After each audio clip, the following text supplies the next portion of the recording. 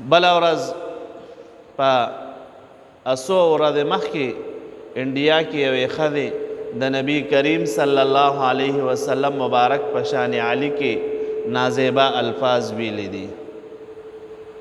خو دلته په دې پېښور کې یو فتنه را پیدا شوې ده د منیر شاکر په نوم باندې.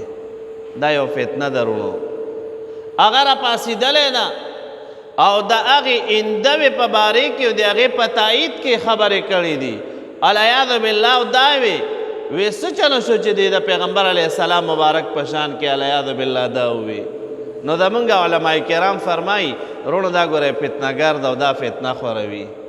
دا چې تا سره کینی نو اول دنه د پیغمبر پاک صلی الله علیه وسلم مبارک د شان علی په خلاف په خبرې کوي او ستا د زړه نه به د محبوب پیغمبر صلی الله علیه وسلم محبت وباسي او داسې ناروا الفاظ به وایي. یو دلته نه چا تپوس وکړو دې مردار نه. نبی کریم صلی الله علیه وسلم مبارک فرمایي چا چې زه په خوب کې ولیدم نو دا داسې ده لکه په رښتیا یې لیدلی یم. نو یو ځل چاته نه تپوس وکړو د دې مردار او دې فتنهګر نه.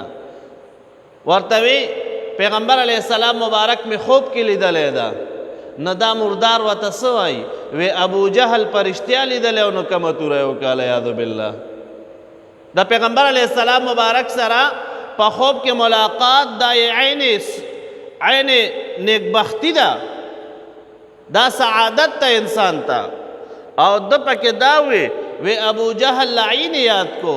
وی پیغمبر علیه السلام مبارک په ښکاره لیدلی و نو وی څه چلو شو؟ وی کو تا په خوب کې ولیدو نو داسې ناروا الفاظ به وایي. نو وروڼو دا فتنه را پیدا شوې ده او د پیغمبر علیه السلام مبارک په شان علی کې نازیبه الفاظ وایي. او د امام بخاری رحمت الله علیه چې کوم مبارک احادیث بخاری شریف کې ذکر کړي دي درونو دا منکر حدیث ده. دا حدیث مبارکه و منکر ده. د صحیحینو د بخاری شریف د مسلم شریف او د نورو کتابونو او د دغه ائمه کرامو د هغې توهین کوي او د هغې په باره کې نازیبه الفاظ وایي او بالخصوص د جناب نبی کریم صلی الله علیه وسلم مبارک په ذات علی باندې ګوره د اندوې دا خبره کړې ده. نه موږ له پکار ده چې موتوړ جواب ورکړو که څه وکړو؟ یقینا چې زموږ دا حق ده چې د ما وسو شي.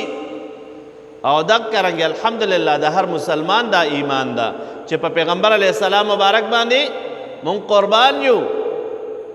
او دا فتنهګر را پاسېدلی ده او دا څه وایي؟ وایي پیغمبر علیه السلام مبارک په شان علی کې کو دې دا ووي نو دا بخاري شریف کې داسې الفاظ دي دا ناروا الفاظ یې ویلي دي. هغه بخاري شریف کې چې کم الفاظ ذکر دي د هغې دا مطلب ده نه. او دی اندوې چې کم نازیبه الفاظ ویل دي نو دی خو د پیغمبر علیه السلام مبارک په ذات علی باندې العیاذ بالله نازیبه الفاظ وي او د هغه العیاذ بالله توهین مطلب او د سیدنا امام بخاری رحمت الله علیه چې کم مبارک احادیث ذکر کړي دي د هغه د پیغمبر علیه السلام مبارک تعظیم مطلب او دا وایي چې د اندوې ویده ته څه بس د هغې په تایید کې خبرې کړلي. خدای پاک جل شانه دی دله د خپل طرف نه یو آسماني سایقه پې نازله کړي چې د دې فتنې نه خلق خلاص شي. وصلی الله تعالی علی خیر خلقه سیدنا و مولانا محمد و آله